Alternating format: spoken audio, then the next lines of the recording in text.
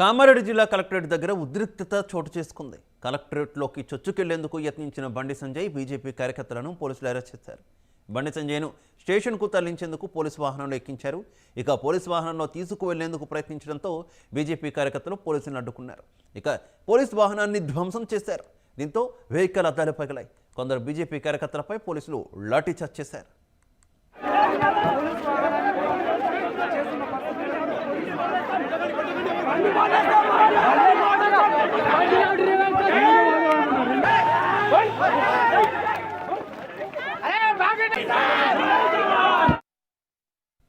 మరోవైపు పోలీస్ స్టేషన్కు తీసుకువెళ్లిన బీజేపీ కార్యకర్తల్ని పోలీసులు కొడుతున్నారని బీజేపీ ఆరోపించింది. అరెస్ట్ చేసిన వారిని వెంటనే విడుదల చేయాలంటూ డిమాండ్ చేస్తోంది. కామారెడ్డి మాస్టర్ ప్లాన్ రైతు ఆత్మహత్యకు వ్యతిరేకంగా బీజేపీ ధర్నా నిర్వహించింది.